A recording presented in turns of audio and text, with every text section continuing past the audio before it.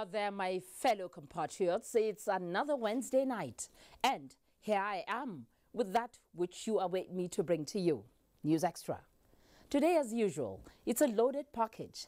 Let me just give you a few teasers. We have a fallout from the African Union meeting where Nigeria got a special award for the fight against corruption. And back home, government moves to strengthen the fight. We have a couple of stories on crime and crime fighting. The National Assembly is back on the beat after the Salah break, and we shall be telling you how busy they have been. There is another issue trending about the executive and legislative relationship. We have something on that. This, plus stories on politics, national unity, environment, business, sports, and the foreign scene. So, as usual, sit back and just lend me your ears while the correspondents and I do all the talking. Welcome to News Extra. I am yours, Fatima Abbas Hassan. Now, those who think the Buhari government is paying lip service to the fight against corruption should listen to this. The African Union Advisory Board on Corruption has noticed the president's genuineness and unanimously adopted him to play a leading role in efforts to rid Africa of corruption. Correspondent Gabriel Odu sought the views of some personalities on this recognition and appointment against the backdrop of Nigeria's anti-corruption fight. It is estimated that about $50 to $60 billion leave the shores of Nigeria as illicit financial flows annually. This has not only stunted development, but has also dented the image of the country. It is on the strength of that the present administration vowed to fight corruption to a standstill.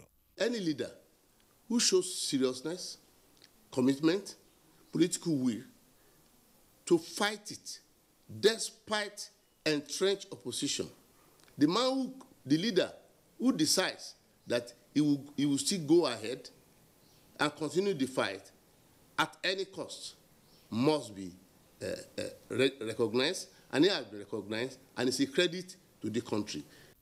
Former Nigerian ambassador to Sudan, Suleiman Dahiru, says the assignment is a tall order for President Buhari. I feel if we want to succeed in checking the menace of corruption, not only in Nigeria but all over the continent, there must be special courts designed to expeditiously try corruption cases. Article 22 of the African Union Convention on Preventing and Combating Corruption mandates the board to adopt measures and action by state parties to prevent, dictate, punish, and eradicate corruption in Africa. In Abuja, Gabriel Udu, NTA News. And to talk more on this, AU recognition is Professor Epiphany Azinge, former Director General, Nigerian Institute of Advanced Legal Studies. We're glad to have you with us. Thank you very much. Yeah, thank you. Now, here in Nigeria, some still think the government is struggling with the fight against corruption. Now, is this call by an organ of the African Union a passback on government efforts? Well, I see it basically as an endorsement, and a huge one for that matter, because it's not just fighting corruption, but the sustainability is something that is worthy of mention. So I believe that the African Union Advisory Board have obviously, over the period of 2 years, observed at close quarters how far we have been able to go through institutional mechanism and the capacity to galvanize the fight up to this point. And it does appear that to them, the only person who can lead the fight in a continental way is the president himself, President Muhammadu Buhari. And to that extent, I believe that the endorsement is worthy of commendation. And I believe it's something that clearly will lead Africa to a sustainable path of transformation, as the case may be in this regard. Now, how is it possible for Nigeria to lead the anti-corruption fight on the African continent as requested by the Advisory Board on Corruption? Well, Nigeria will lead this because we have in-depth knowledge and experience. We've been on this way for a very long time. We have laws, we have guidelines, we have institutions that have been built over a period of time, and they have imbibed skills, knowledge that is requisite, and the experience they have garnered over a period of time is one that they can export to other African countries. So to that extent, there is no other country at this point in time that is better placed to lead the fight continentally more than Nigeria. That's leading by example. Precisely. That should be leading by example. And basically what they've said is that they acknowledge and applaud the inspirational leadership of Mr. President in this regard. And I believe that what it entails will be to engage in diplomatic initiatives that will take him all over Africa and set the standards, and also sensitize people sufficiently to realize that we have their consequences arising from corruption, and there's every need for everybody to rise to defeat corruption. And another issue that we should also have at the back of our mind is the correlationship between fighting corruption and good governance.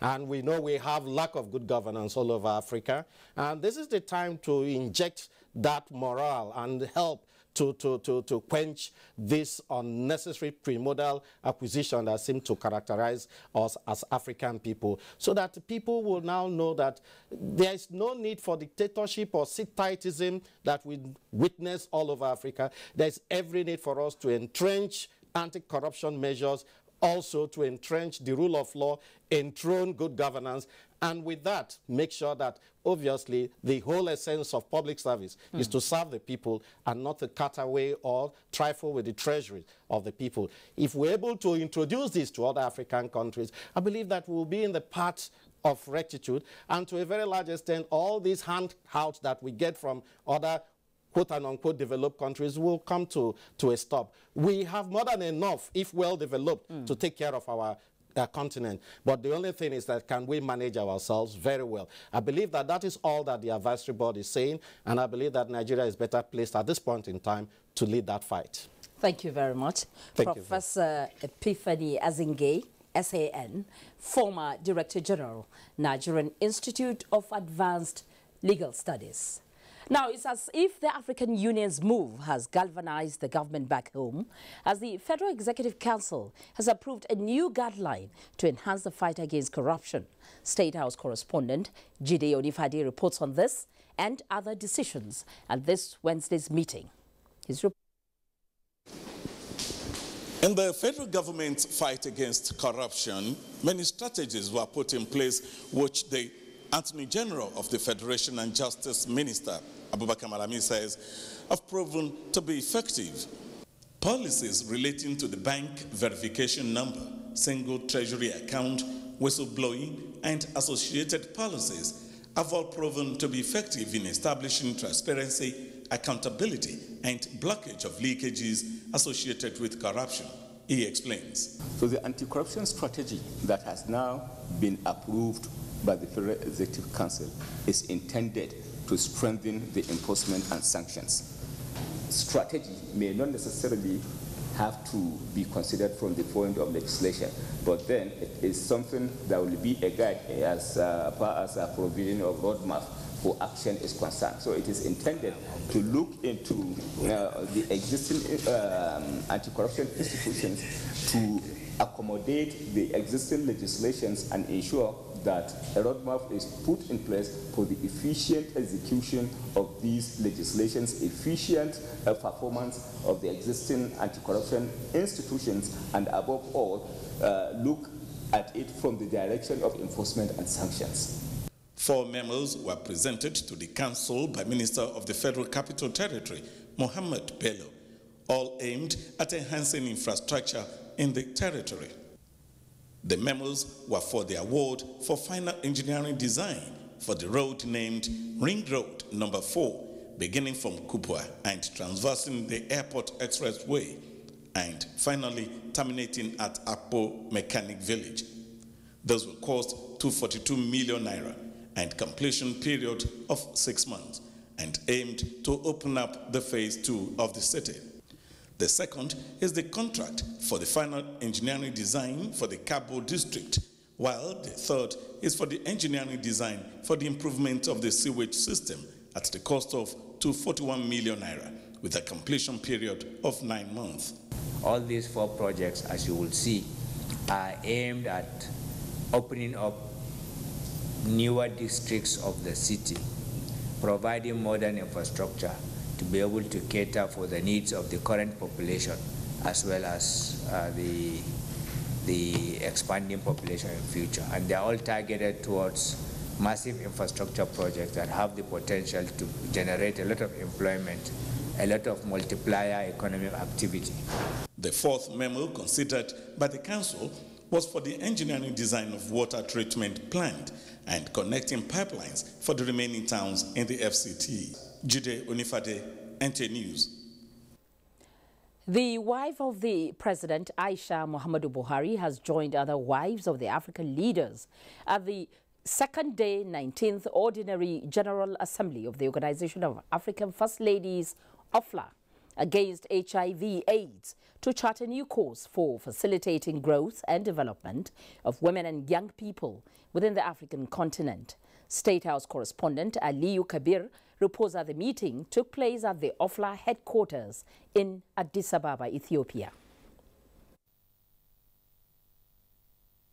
The 19th Ordinary General Assembly of the African First Ladies against HIV and AIDS OFLA with the theme building on the 15 years of engagement to harness the demographic dividend of Africa through promoting the needs of adolescents and their access to youth-friendly health services is all and encompassing.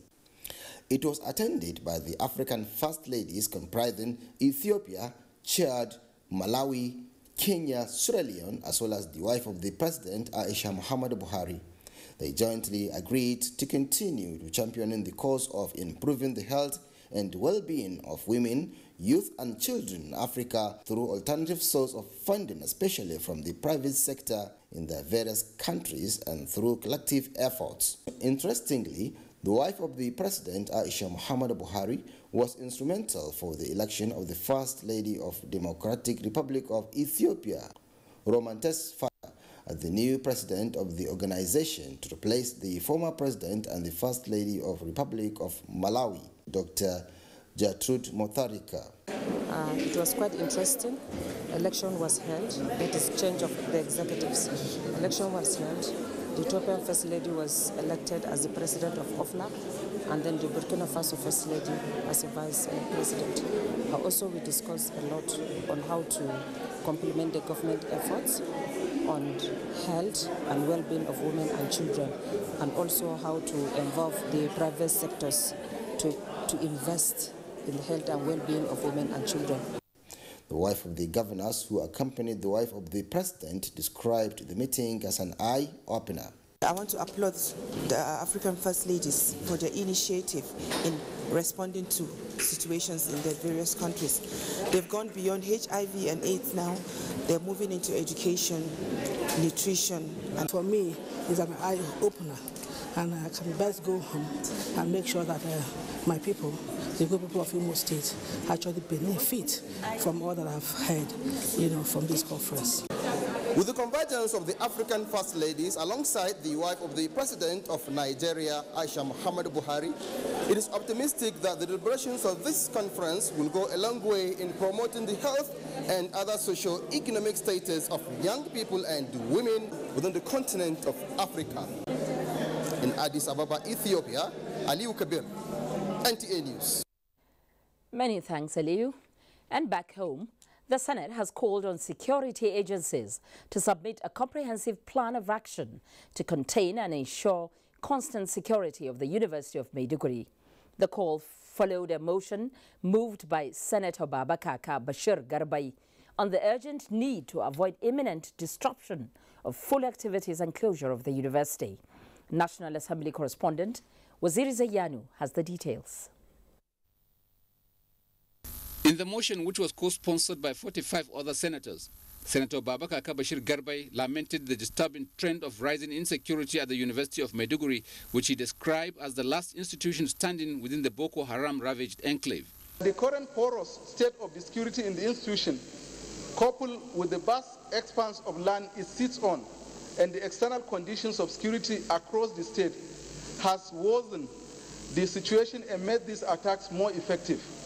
Some senators called on the Minister of Education through the TED Fund to further embark on fencing the institution as well as reassure the university community of adequate protection. That TED Fund set aside a special fund for the fencing of the remaining parts of the university that are now wide open. The University of Maiduguri is exposed, is on the outskirts of Maiduguri itself, and the borders are very, very porous, and the very need to construct a security barrier or fence around the university is very, very important. We must provide security at the University of Maiduguri. It is a symbol of our victory against Boko Haram, and we owe that to the students and children that go to University of Maiduguri for education. In the meantime, Senate President Bukola Saraki has sworn in Shuaib Issa Law of the People's Democratic Party as senator representing Taraba North.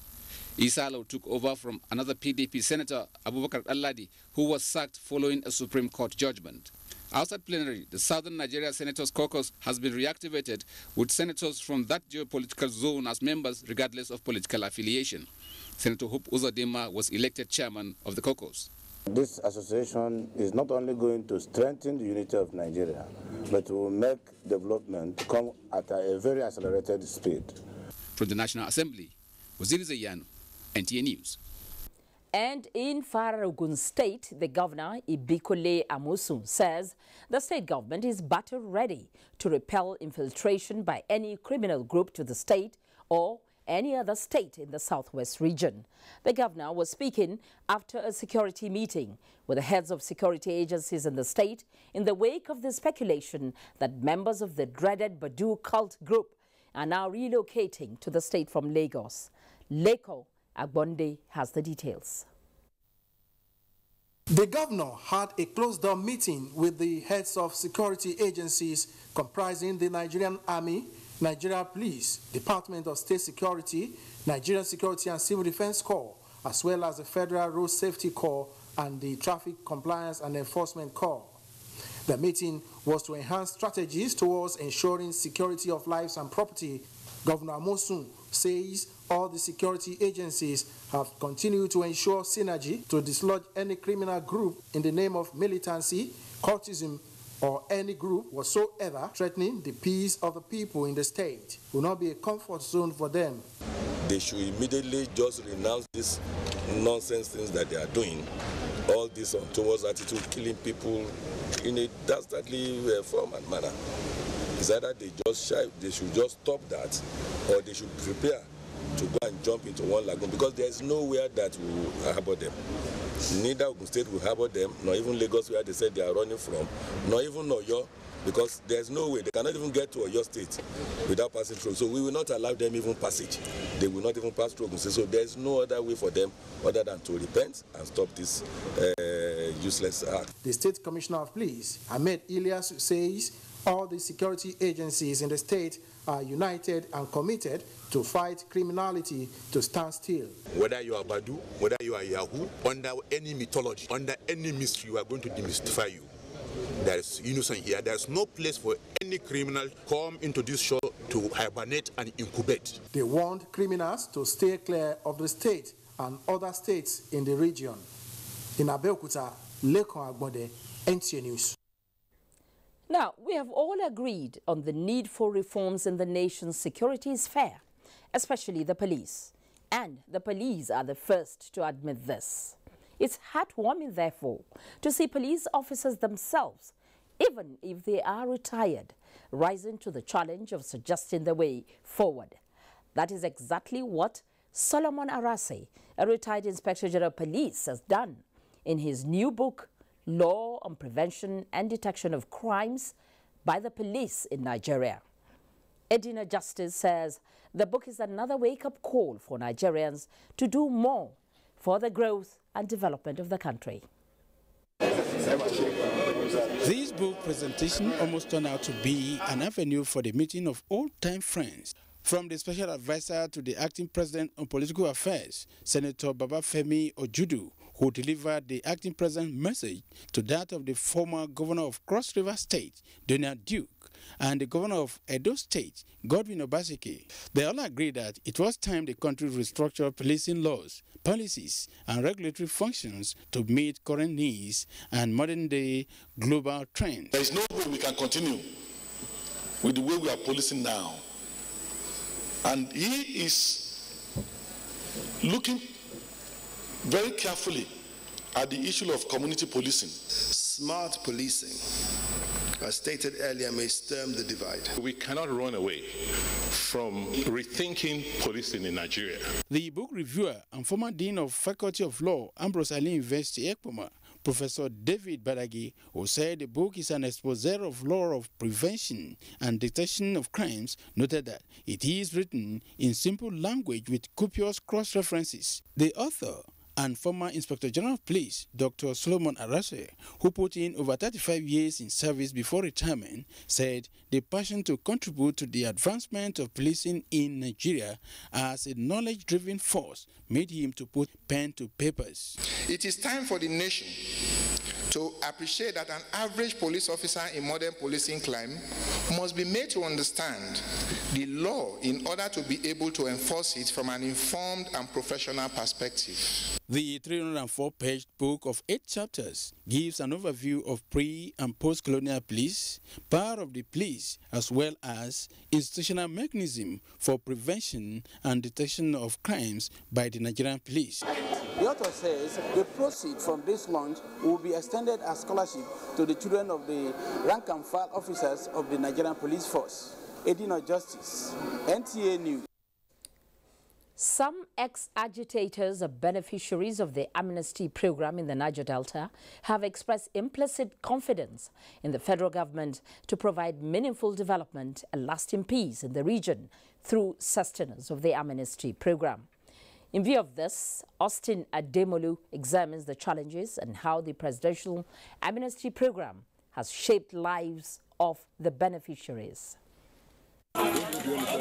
That was the moment the repentant agitators surrendered their arms as they embraced the amnesty program. Niger Delta ex-agitators! Today, these are some of the beneficiaries of Phase 2 and 3 of the presidential amnesty program, in solidarity with the federal government for continuing with the program. Some of our boys have traveled to abroad. They are pilots, engineers. So we are still begging the federal government they should not turn their back on us because we are ready to embrace peace. Precisely on June 2009, late President Umaru Musa Yar'Adua offered an unconditional pardon, skill acquisition opportunity, and cash payments to agitators who had agreed to lay down their arms. Available records from the Amnesty Office indicate that between June 2009 and 2017, over 17,000 former agitators have been trained from the 30,000 captured. However, this has not come without some challenges. Sometimes 2015-16, they stopped payment of training allowance. When they want to send boys to training, they did not consult the leaders. I think that is the reason why they are sending the wrong people. In spite of the challenges, the federal government, under the leadership of President Muhammadu Buhari, has kept faith in the implementation of the program. We call on those who in the creek vandalizing the pipelines to stop vandalizing because they are spoiling this program.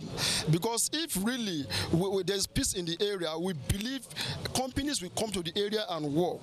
They also appeal to the federal government to fulfill the promise of improved allowances and training for beneficiaries. I'm Austin Edemodu, NTA News. Now, just imagine the problems if those handling the humanitarian crisis in the Northeast region are not trained for what they do. Fortunately, they are. But of course, there are gaps. It is those gaps that the National Human Rights Commission wants to close. For the Acting Executive Secretary of the National Human Rights Commission, training the MDAs to building capacity is critical to addressing the protection needs and gaps in humanitarian management. She stated this much at a 3-day capacity training workshop in Yola, the Adamawa State capital. Ladi Bala has that report.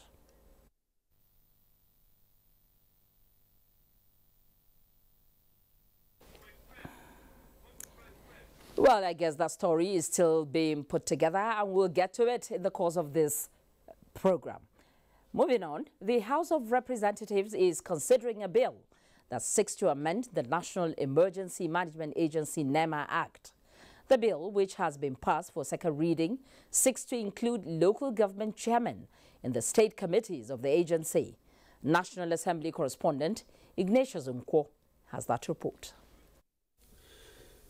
One of the criticisms against the operations of the National Emergency Management Agency, NEMA, is that the local communities are detached from the administration of the agency. The fact that most of the incidences under the purview of NEMA happens in the rural areas becomes a source of concern for members of the House of Representatives, who argued that the local government should be part of the state committee of NEMA. The bill, sponsored by Representative Joseph Ejonwole, seeks to address that. Our own prayer is that they should be included so that we can avoid these diversions of relief materials from the NEMA. And you need this kind of committee to even take a proactive actions even before the federal government comes into intervention. The issue of pension resonated on the floor as a bill that seeks to reposition the contributory pension scheme, sponsored by Representative Amadi Dennis Ogwerinwa, was also passed for second reading. The House resolved to investigate alleged abuse of expatriate quota by the Nigeria Immigration Service, moved by Representative Johnson Oguma from Edo State. While the motion on the need for Ethiopian Airlines to pay compensation to over 1,000 pilgrims who were stranded in Jeddah, Saudi Arabia by the airline operators was adopted, moved by Representative Zakari Muhammad. That prompt and immediate evacuation of Nigerians stranded in Jeddah via Ethiopian Airlines or other airlines should be made without further delay. Members expressed concern over the frequent communal clashes between the people of Elu Ariam in Ikwano local government area of Abia State and Abam in Obot Accra local government area of Akwa Ibom State. The motion, moved by Representative Samuel Onibo from Abia State, implored the Nigeria Police to deploy security personnel to the areas to restore peace. Appeal to this Honorable House to intervene by ensuring that peace is restored to these communities. The need to improve educational infrastructure in the Federal Capital Territory, moved by Representative Blessing Nsibwe from River State, was adopted. The House observed a minute silence in honor of the late former governor of Taraba State, Dambaba Damfulani Suntei. A total of 5 bills were passed at first reading, and one of them is a bill that seeks to amend the Economic and Financial Crimes Commission, EFCC. From the National Assembly, Ignatius Nkwo, NTA News. In the meantime, the House of Representatives Ad Hoc Committee investigating alleged malpractice in the award of oil prospecting license 245 has resolved to invite former President Goodluck Ebele Jonathan to give evidence of his role in the matter. The chairman of the committee, Representative Razak Atunwa, while briefing National Assembly correspondents after the committee's meeting, explained that the invitation is to ensure equity and fairness to all parties involved. The committee noted that it had conducted extensive investigation into the OPL 245 saga and that it is drawing to a close. However, the committee is of the view that in the interest of thoroughness, natural justice and fair play, it is imperative that evidence should be taken from former President Goodluck Jonathan. Let's follow the procedure and the way we've been operating. Let's get his response first. Let's get his written submissions. Whatever comes out of that will have to be decided at the committee level, and then we'll say the next step.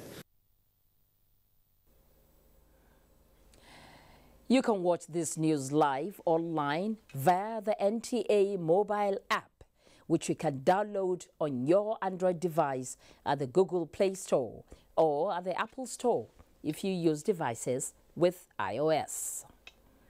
Reactions over the apparent rift between the legislature and the executive, as Information and Culture Minister opines that the two arms have the maturity to settle differences. You'll get to hear more on this when we return after the break. Stay with us. Madam Celebrant, just hold on and give the address to the driver. I beg, hold on. Hello?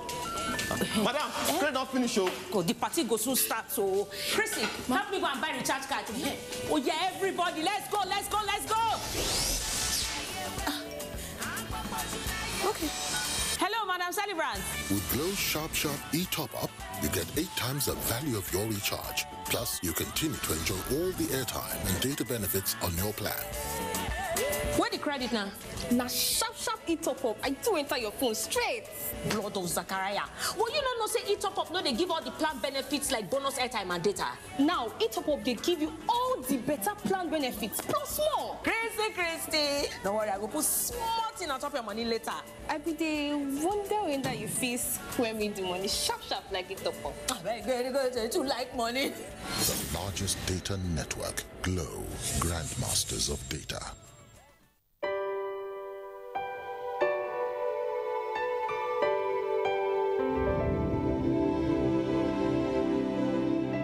This community, they are thanking the governor as much as possible because they are enjoying, they are benefiting everything in the hospital. So they are very happy actually.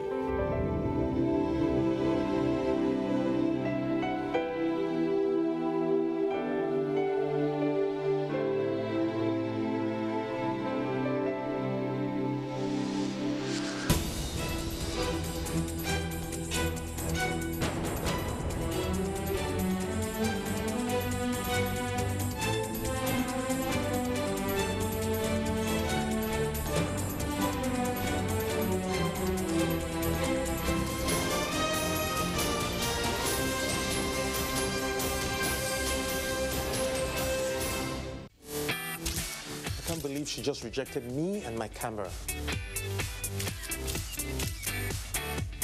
She rejected my lights. How can she not want makeup? Maybe when the battery dies, she'll come back to us. Nah, not with a 4,000 milliampere battery. Experience the best selfies of your life. Gioni A1 Super Selfie Super Battery. There is a reason Africa is called the new frontier. What was once potential is now an opportunity ready to be seized. Once revered for our resources, today's wealth is in our people. People who build the cities that shape the future. People who know an idea in one place means business in another.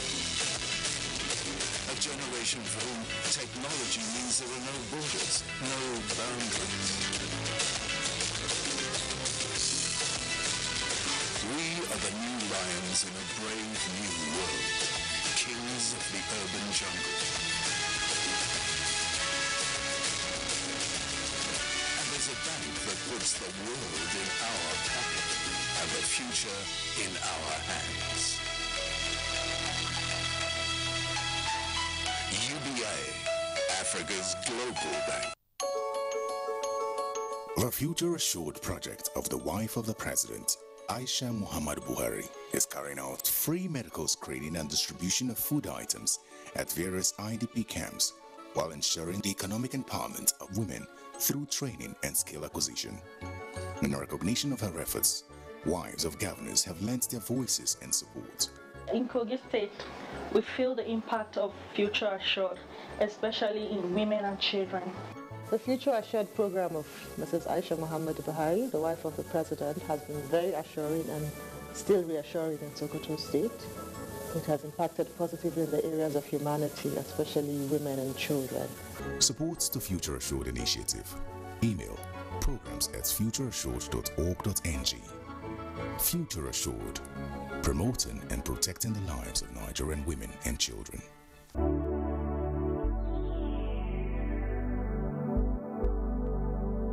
Do you know that the Nigerian police now operates in the best international practices of policing? Do you know that the Nigerian police has been restructured to be more accountable and responsive to all your security challenges? Now, what the police demand from you is your trust, your collaborative efforts by providing necessary information about criminals and their activities in your neighborhood. Be vigilant to achieve our creed as we promise. We shall police the country based on international core values of policing with integrity. We shall ensure that rule of law prevails in our actions and activities. We shall respect diversity, display courage, show compassion, and demonstrate professionalism. We shall operate within the principle of democratic policing. We shall shun corruption, and we shall make Nigeria safer and secured under the leadership of IGP Ibrahim Otum Idris. Let the wind of change blowing across the country chase away crime for the benefit of our society. Yes, the Nigerian police says this change must come with peace and tranquility. This message was brought to you by the Public Relations Department of the Nigerian Police Force. You're welcome back. We are glad to have you with us again on News Extra tonight. Now, we begin with the executive-legislative relationship. An earlier remark from the presidency in the eligibility of Senate in confirmation of nominees triggered heated debate. In fact, the Senate has threatened to boycott any further request from confirmation of any nominee from the presidency. Waziri Zayanu has this background report. The request for confirmation, which was in line with Section 8, subsection 18, generated debate, particularly as it affects Senate's power of confirmation. It is in relation to this that Senator Ahmed Sani Yarima raised a point of order, citing comments attributed to the executive questioning powers of the Senate on matters concerning confirmation of appointees. I really don't know whether now the acting president is changing his statement or his action by this letter. In various contributions, the lawmakers appealed to the executive to respect the rejection of nominees by the Senate. If the National Assembly says you require confirmation, you require confirmation. Whoever believes that the law of the land is not constitutional should go to court and seek it to be declared null and void. Clearly, it shows that they don't want this National Assembly to function properly. It is very clear that these resolutions as passed must be acted upon and ensure that we continue to respect our democracies, our law, and our constitution. To discuss further on this issue is Mr. Ita Inang, a senior special assistant to the President on National Assembly matters. Thank you for joining us tonight. Thank you very much. Now, what does the Constitution say about confirmation of appointees? Is it all appointees that must be confirmed? It is all appointees that are listed in the Constitution or established or listed in any of the acts of the National Assembly. And some of the appointments listed in the Constitution include the Independent National Electoral Commission, Revenue Mobilization, Allocation and Fiscal Commission, National Population Commission, Federal Character Commission, and several other ones. Some of those other ones that are listed in acts that are passed by the National Assembly subsequent to the 1999 Constitution, some like the Niger Delta Development Commission, like the Central Bank of Nigeria, Deposit Insurance Corporation, Independent Corrupt Practice and Other Related Offences Commission, the Economic and Financial Crimes Commission, and several other ones that are also listed. Those are some of the ones. Okay, now, what's the implication of Senate's resolution not to confirm the nominees of the executive arm of government? It is not that they will not confirm all, but I think that the issues have been separated. There are contention there's a contention that matters contained in acts which were passed subsequent to 1999 Constitution, which requires confirmation of the National Assembly, but which is not admitted into the Constitution subsequently or was made after the Constitution, ought not to be confirmed. That's a contention. Okay. And then there is a contention on the part of the legislature that, yes, it came into effect after the 1999 Constitution, but we made this act in exercise of our powers, and it was assented to. Now it should be obeyed. Now, but it has not progressed, and the issue is being discussed. It was being discussed informally, but I think it has to be discussed a lot more informally. But I want to assure Nigerians that there is nothing to be afraid of. The legislature is exercising the powers the powers to protect itself, and the executive and the legislature are both talking about powers under the Constitution. Okay. You are exceeding your authority, or even your authority to make laws, authorities to seek to implement laws which were made, but which may be ultra-vires the powers of the National Assembly. But I want to assure you and to assure Nigerians that there is ongoing rapprochement. In a matter of hours, a few of this will be sorted out, because we are conscious that the executive and the legislature does not have a lot of time, because we are expecting very serious matters to be laid before the National Assembly. We had an agreement, or there were a discussion and understanding that the environment requests will be requested by the executive, and there are some of these appointments are very necessary to be confirmed before so that the people can go and work, like the Electricity Regulatory Commission, like the Central Bank Board. Most of these boards cannot function. They can't take many things unless they are confirmed. And we are conscious that the legislature has only 3 weeks to sit before they proceed on the normal annual legislative vacation, which is traditionally 8 weeks. That is traditionally 8 weeks. And so we just have between now and the end of July. So that makes it extremely necessary, and we're working to make sure that the issues are resolved amicably. And like the Federal Executive Council said, and like the Honorable Minister of Information said, we have machinery to resolve this, and all is one party and one people. No, but if there are issues in contention, yes, who does the clarification? Well, ordinarily, yes, we will not want to go too far to do the clarification. The Senate President, the acting President are always together. Okay. The principal officers of the National Assembly are always together. The Senate President, Speaker are always with the acting President and with the ministers. So this mechanism will be used in resolving it like a family matter. But ordinarily, we had experienced this situation, and which was anticipated since 2002. That is why the National Assembly made the Supreme Court Additional Jurisdiction Act, which says that if there is a dispute of this nature, you do not need to go through the High Court or Federal High Court or State High Court or High Court of the Federal Capital Territory. You can invoke the jurisdiction of the Supreme Court in its original jurisdiction, filing a case straight either by the executive or the legislature to say, this is the issue in contention. Answer this question for us so that it can be clarified once and for all. And I pray that Nigerians, that even if it gets to this stage, which I'm not praying it will get to, but no side should be afraid of, because it is only when these precedents are laid that further actions can be arrested or further actions can be delimited. And if it happens, which I'm not sure, I don't want to, I'm praying that if it happens, Nigerians should not take that there is a dispute. Because that is why there are 3 arms of government. The executive is to execute, the legislature is to make laws, the executive is to interpret laws. Yes.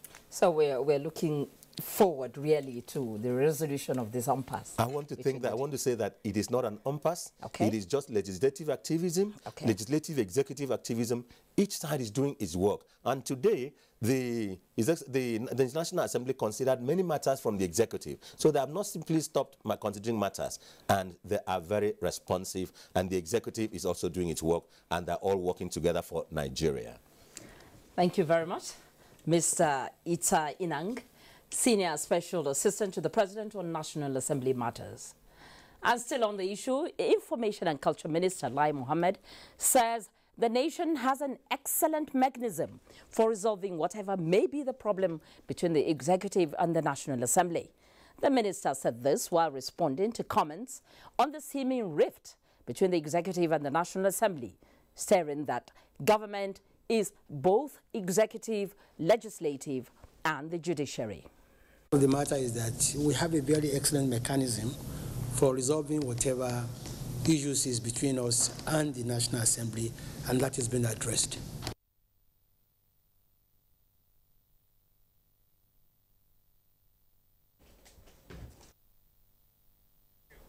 Information and Culture Minister Lai Mohammed.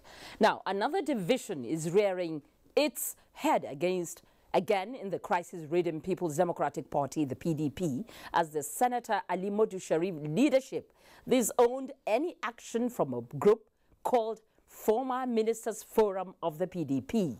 Political correspondent Abdullahi Garba Brinikudu has the details of that report.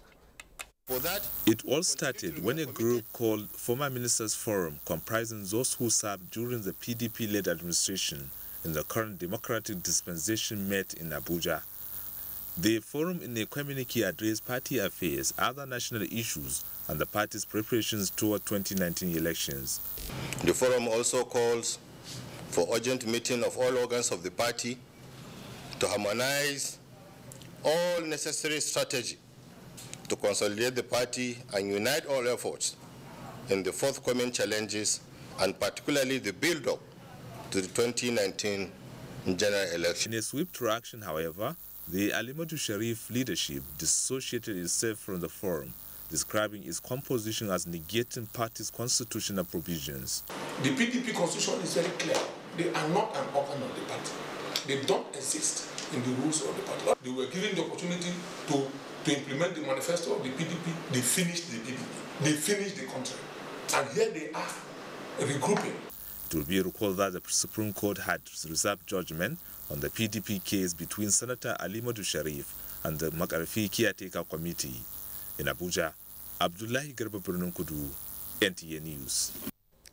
The key to achieving a corrupt-free society depends on the citizens living within the confines of the laws governing the society. The Chief Justice of Nigeria, Justice Walter Onogen, made this assertion at a reception and state banquet held in his honor in Calabar by the government and people of Cross River State. Justina Etim completes the report. A higher number of pending cases in Nigerian courts is making judicial officials to think of imbibing positive attitudes and ideas that will enhance administration of justice in the country. That explains the conduct of this induction course for the newly appointed judges and cadis to equip them for the challenges on the high. We're sorry for that mix-up. Moving on, how would you react if you're told that casual workers make up 45% of Nigeria's workforce? I'm sure you won't believe it, but that is the truth of the matter. And for the House of Representatives, it is a threat to national development. It is to address this that the lawmakers held an investigative hearing and also took a look at the issue of outsourcing of jobs. Dennis Adeguloye tells us more about this. Dennis, we're all ears. The following submissions by the President of the Nigeria Labour Congress, Ayuba Waba, perhaps captures the very essence as to why this investigative hearing was convened. In fact, these have been regarded as a modern way of slavery, where you have people working, but yet working under conditions that can be akin to bondage. The Deputy Minority Leader, Chukwuka Onyema, read a statement on the matter by Speaker Yakubu Dogara, which in summary can be described as an indictment on current practices and procedures on labor. Any act of outsourcing jobs meant for qualified Nigerians or the casualization of qualified Nigerian employees would constitute economic sabotage and a breach of our labor laws. The committee identified the telecoms, insurance and banking industries as high on the list of those that engage in casualization and outsourcing of staff. Representatives of these organizations explained that casualization is not a practice they encourage, while outsourcing takes place in exceptional circumstances or activities outside of their core mandates. If a company, I'm not saying UBA, decides to engage casual workers for even managerial jobs, you cannot say that they violated the Labor Act. It's in clear terms. If you go to Section 7, Section 7 clearly says you must issue a contract without mentioning if you're a junior or a senior worker. If you look at the Labor Act itself, the work of the labor is business. You don't have no provision for this act and give us any power to either discipline any employer. You can see from this will say 10 either fine. Outsourcing company, with the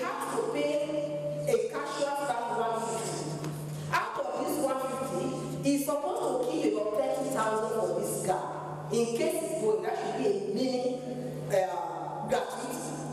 Majority of these outsourcing companies will keep this money. Majority of them are paying as low as 70, where these banks are giving them 150. I don't know if there's anybody from the company handling the affairs of the casualization of staff in this very National Assembly. Because I'm sure the cleaning and other services of National Assembly is handled by a company. The banks here are not telling us the truth.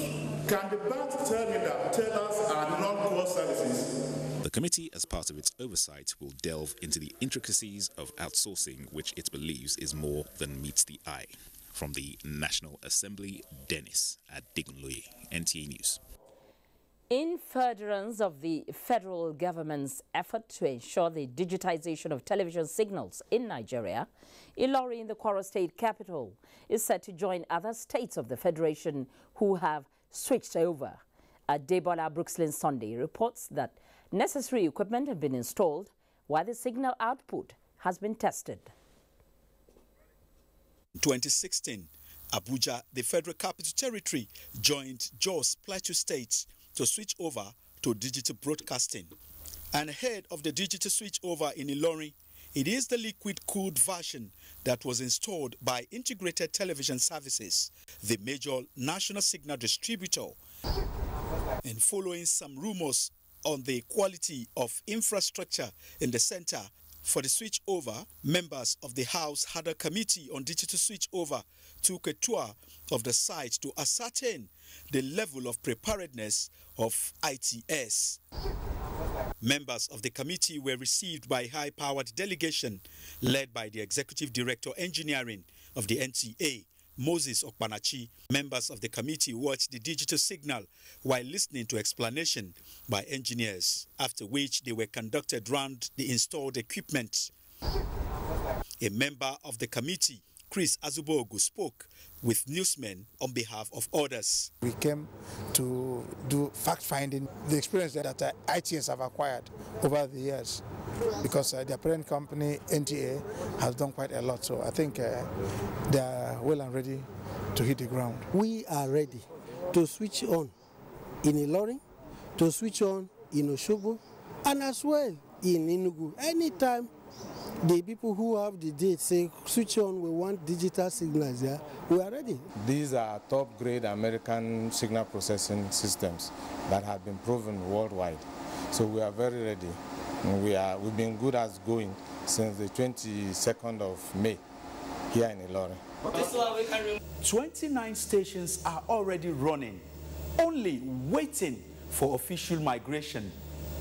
Debola Brooksland Sunday, NTA News. A federal high court sitting in Lagos has fixed the 9th of November for the continuation of the trial of 2 Chinese charged with importation of substandard tires. Vieira Chungwoba has more on that. The 2 Chinese, Shan 36 and Yor 22, are charged alongside a Nigerian, Chinedu Madubike, and 2 companies, Sino Nigeria Export and Import Limited and Nedeka International Limited. The accused are standing trial on 4 counts bordering on importation of substandard products. They were arraigned on March 20th and had pleaded not guilty. The court had granted them bail in the sum of 10 million naira with 2 sureties in like sum. The trial of the accused persons, which was slated for today, could not proceed as the trial judge, Justice Mojisola Olaturegu, was said to be on official assignment. The accused were said to have committed the offense in February this year by conspiring to import tires that failed to meet relevant Nigerian industrial standard. They were alleged to have stuffed various sizes of the tire into one, knowing same to be in a dangerous state. The accused were also alleged to have failed to furnish returns on the conditions of the imported tires as required by law. Further hearing continues on the 9th of November. In Lagos, Vieira Chungwoba, NTA News. What is trending in the nation's business arena? Plus, Nigerians, produce what you consume and consume what you produce. Ardent advocate adds her voice to patronizing Made in Nigeria products. The details when we return after the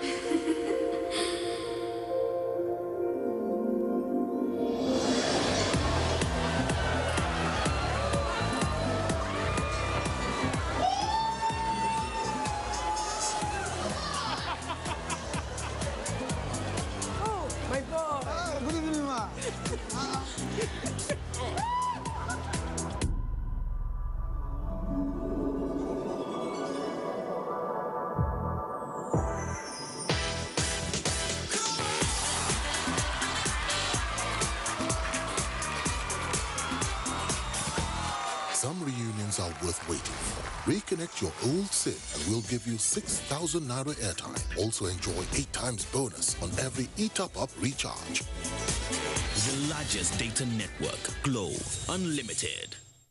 Welcome to the new world of superb taste. Now here in Nigeria. Everyone, try it and enjoy the delicious goodness. We are bringing our new noodles to every corner of the country. That's right. It tastes great. It tastes fantastic. It's time for a new noodle. Nigeria, you want the truly delicious taste? Come and get it!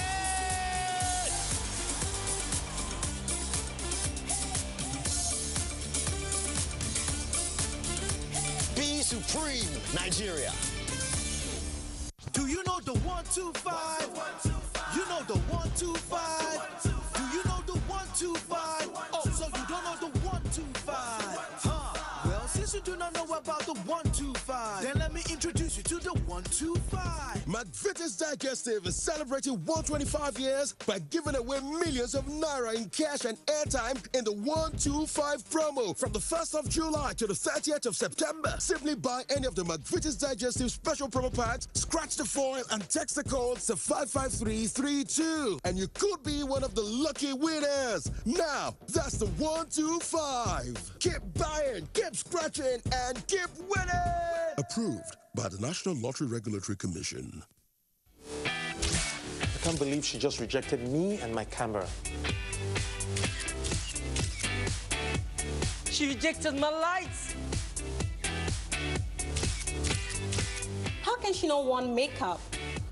Maybe when the battery dies, she'll come back to us. Nah, not with a 4,000 milliampere battery. Experience the best selfies of your life. Gioni A1 Super Selfie Super Battery.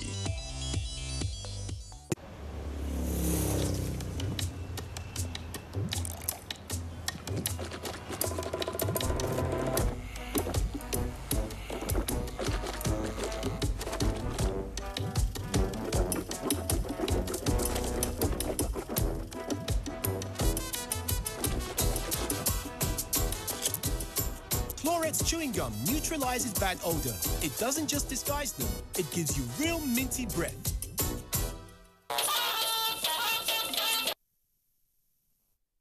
You're welcome back.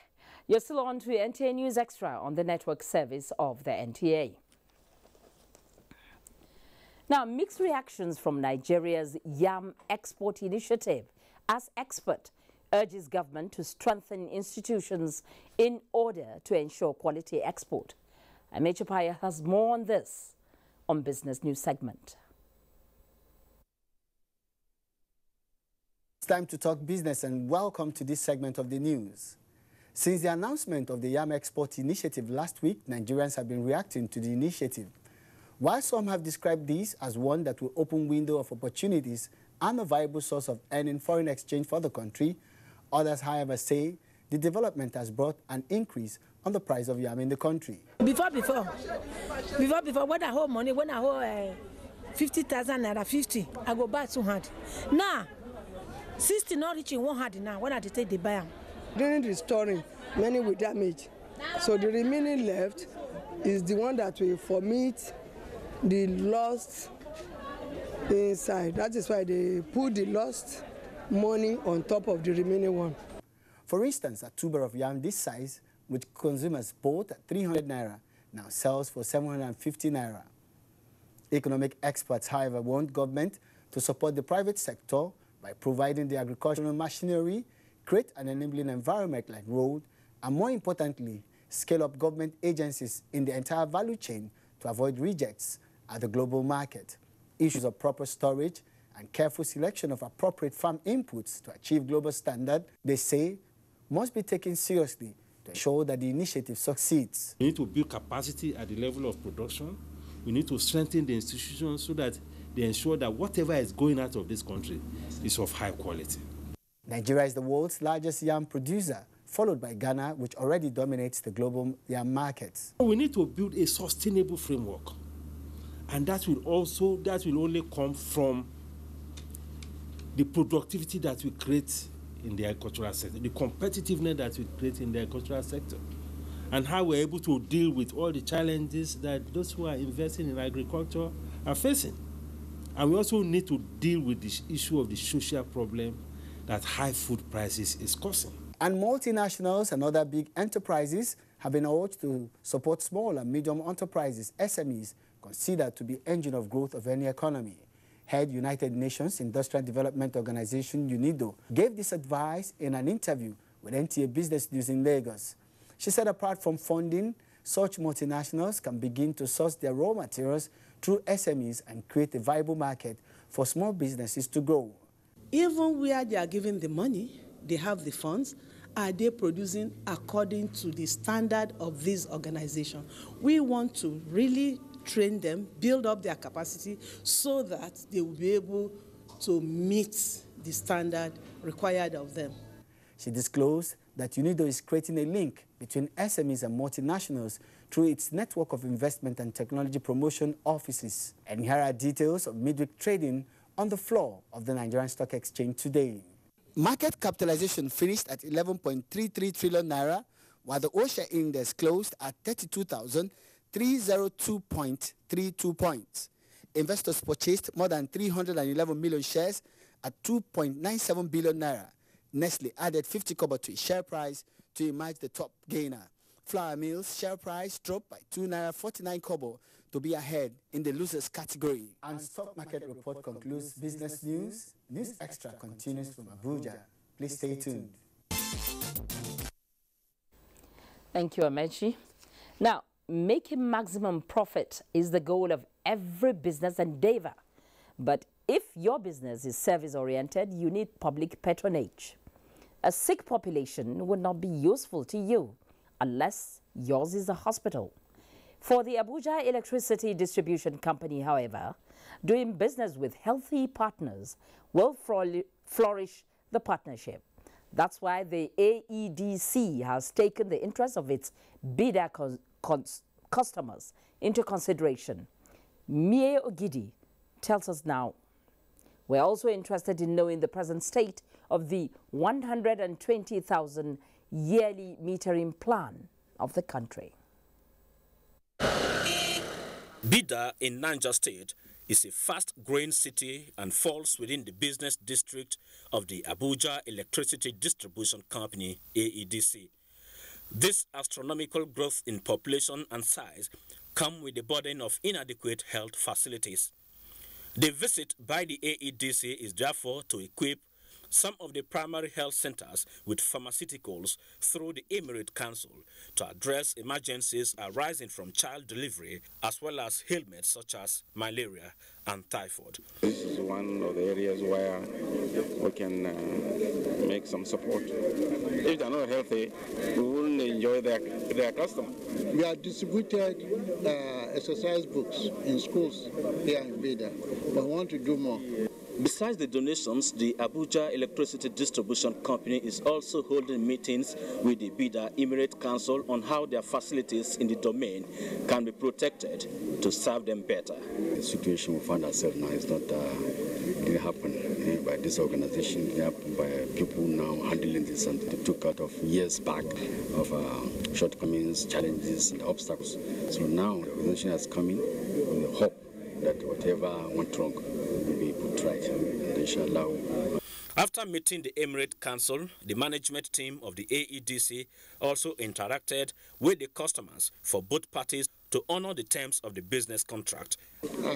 Bulk prepaid meters so that they can be ready to monitor their usage and also ensure that their collection is improved. Thank you very much. Meanwhile, in Abuja, the AEDC signed a memorandum of understanding with ZTE to supply 30,000 prepaid meters, bringing the total to 120,000 meters as promised every year. In the eyes of the customers, they are not going to see a break in meter installation. It's a pity if some of the customers will resort to bypassing the meters, because doing so is double tragedy for us. It means we'll have wasted the investment and then we'll incur losses, which will now derail our programs to accelerate transformation. The installation of the meters can only be carried out in enumerated areas. Mie Ogidi, NT News. Now, challenges confronting students' industrial work experience scheme, CWES, dominated discussions at the stakeholders meeting in Abuja on the best way to prepare students for the world of work. CWE's coordinating agency, the Industrial Training Fund, says the astronomical increase in students' enrollment is affecting placement opportunities, which must be addressed to keep the laudable scheme. Correspondent Emmanuel Ayimiro has that report. When the tripartite program of CWES involving the students, tertiary institutions and employers of labor started in 1973, only 11 institutions with 784 students were enrolled.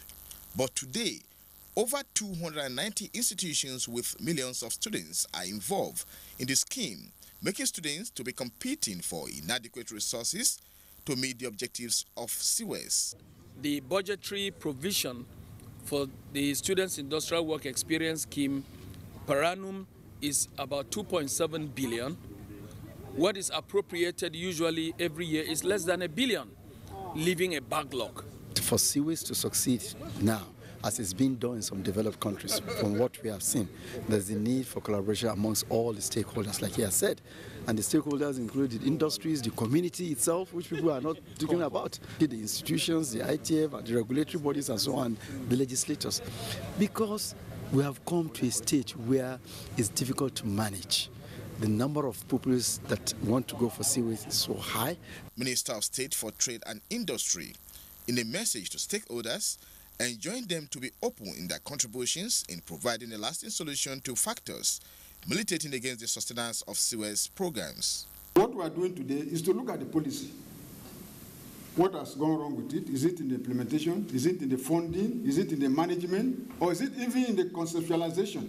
Maybe the students themselves don't even understand what it is all about. The Industrial Training Fund and other tertiary institutions are expected to come up with a communique to be presented to the government for implementation of CWES programs.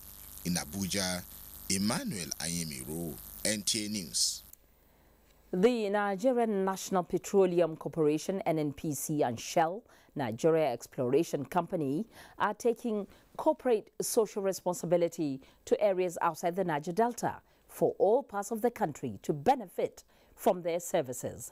To this end, a two-day comprehensive community health outreach is on at Gidamongoro community in the Federal Capital Territory. Kulle Adeyeye has that report. It was the turn of Gidan Mangoro community in Karushi area of the Federal Capital Territory to benefit from the Shell NNPC Comprehensive Health Outreach. Al-Heri Kure, like hundreds of other inhabitants, benefited from the program, which offered health care services in dentistry, cancer screening, HIV test and counseling, as well as general consultancy. This occasion where they bring, I never see any organized like this. What this Shell did to us, so we really appreciate. May God bless them. May God bless all the workers and we that we came to collect the medicine. I thank Shell today for taking care of my children, because these my two children, they are very, very sick. But today, I am happy that they have given them drugs. Dr. Akin Fajola, of the Shell Nigeria Exploration Development Company, says the decision to take such services across the Niger is to assist areas that lack good health care as part of social corporate responsibilities. We've been doing it in 2005 in the Niger Delta. Late last year, we went to Lagos, and we touched over 6,000 people. And today, we are in Abuja. We are in the Abuja Municipal Area Council, and in Karu, Gidamangoro, the Orozo. And we can see the people coming out in their numbers. We take free health care to the doorsteps of our people because we are embedding our care agenda, because we are passionate about health. Representative of the Minister of Health, the traditional ruler of the community, and other speakers all acknowledged the gesture and urged the community to take advantage of the outreach. In Abuja, Kunle Adeyeye, NTA News. To prevent hues and cries which normally greet rainy season in some flood-ravaged communities, Oyo State government steps up sensitization campaign. We'll be right back with more on News Extra. Please stay. Change does not just happen. You and I and all of us must appreciate that we all have our part to play if we want to bring change about. We must change our lawless habits, our attitude to public office, and public trust. We must change our unruly behavior in schools, hospitals, marketplaces, motor parks, on the roads, in homes and offices. To bring about change, we must change ourselves by being law-abiding citizens. The National Agency for Food and Drug Administration and Control, NAFDAC, is working to ensure access to safe, good quality essential medicines with the World Health Organization pre-qualification of made in Nigeria pharmaceutical products, stiffer penalties for fake drug offenders with a review of NAFDAC laws, national, regional, and international collaborations, cutting-edge technologies, including the mobile authentication service.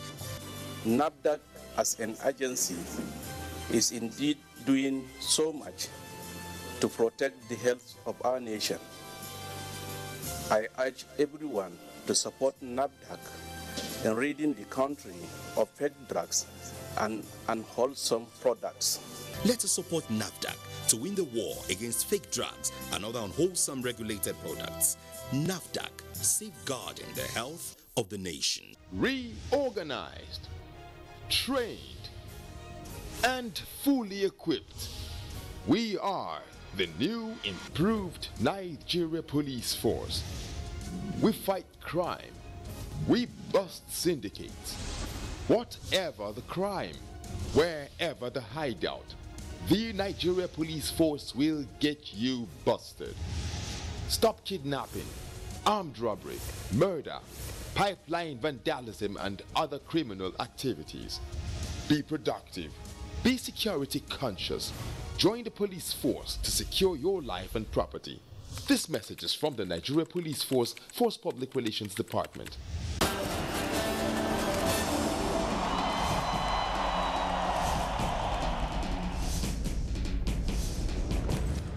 Issues in the sports sector remain one of the most debated among Nigerians due to the passion, followership, government involvement, impact on Nigeria's external image and our national life in the sports parliament. The NTA offers Nigerians deep views on issues with experts in the sports sector, offering in-depth analysis, hindsight, insight and foresight towards elevating Nigerian sports to the zenith on the floor of the sports parliament. So many things have been wrong in sports. We've been talking around it.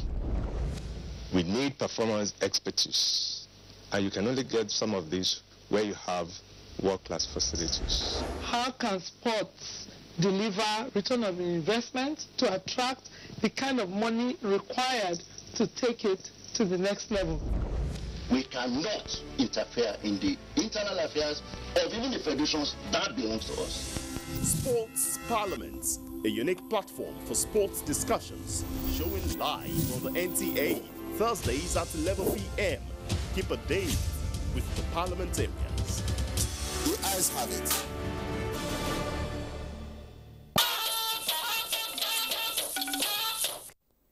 You're welcome back to News Extra. It's good to know you're out there watching. Now, as the rains set in every year, fears of flooding and diseases abound. And so the question is, what preventive measures do we take before the rains come? In Oyo State, awareness and attitudinal change by the people have been suggested as antidotes to flooding and the attendant consequences.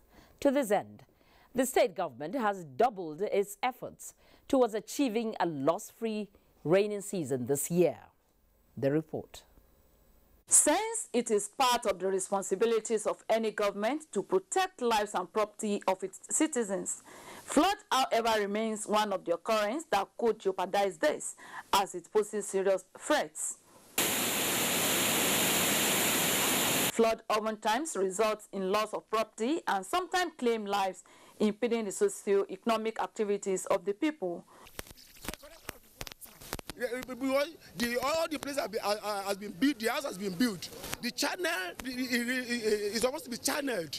Government should come, both the federal and state government. We are appealing to them to come to our aid because people are losing their valuables, their property. Even lives were lost 3 years ago. Although flood is a natural occurrence, experts say most human activities could be contributory factors. These activities include reckless disposal of waste, concretization of ground surface, blockage of water channels, among others. We've been sensitizing our people not to drop their refuse on waterways and to avoid building very close to the river bank. In Oyo State, the August 26, 2011 flood experience and the June 20, 2017 flooding in Ibadan are fresh in the minds of the people. Recent rainfall pattern in the state and its consequences on some residents are enough signals that a lot still have to be done in the area of flood management. I think it's principally the action of the people. Another thing is that we have identified some big rivers that need their bridges to be expanded. And I want to say we have that 14 of them. The dredging of this river in Okeaju area of Ibadan is just one of the numerous efforts of the state government across the state to control flood, despite the attitude of people towards refuse disposal in Ibadan. Oyeyinka Folaranmi, NTA News. The air power and professionalism of the Nigerian Air Force in degrading Boko Haram terrorists in the northeast has again recorded success, as it has destroyed a suspected building, likely to be a budding command and control facility of Boko Haram in Sambisa Forest.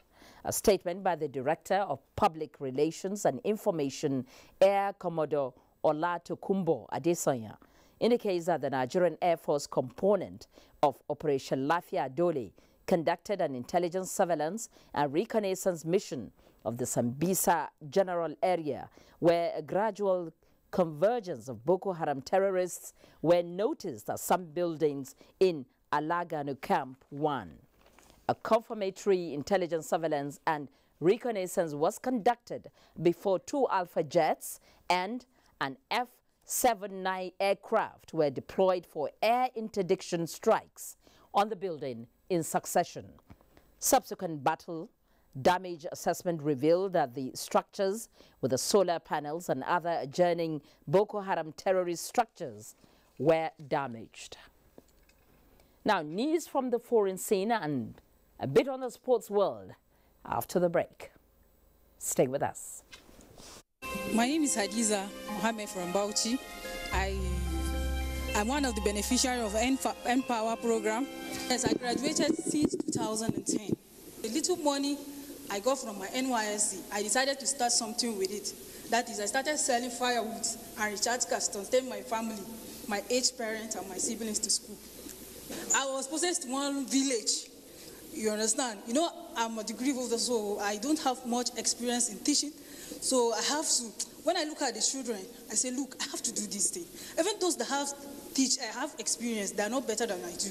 You know, the children are willing to come to school, but there are no teachers in that village. So I said, Kai, let me help these children. I'm also a graduate. Let me help them. Let them know how to read and write. Let them know how to read and write just the way I am. Let me try my best and see that they have gained something too, through me. We pray that Almighty Allah should give the president sound health.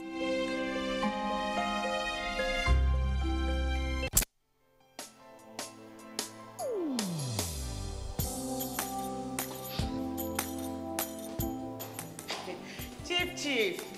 Good morning, sir. You are here already? No, now my spirit day, my body day for house. What kind of question is that? Were you not the one that fixed this meeting for 8 a.m.? You are now coming by 10 a.m. and start asking me jam questions. But Chief, now, I'm sorry. Don't you also go late for meetings sometimes? You know now, African time. No more African time. And no more pancaking of face during office hours. At the end of the day, we will lose valuable time. We will not make progress. If we want to move this nation forward, we must treat business as business and respect time. Change begins with me. Thank you, sir. I'm sorry. Can we go for the meeting now, Chief? Better. This message is brought to you by the National Orientation Agency in conjunction with the Federal Ministry of Information and Culture.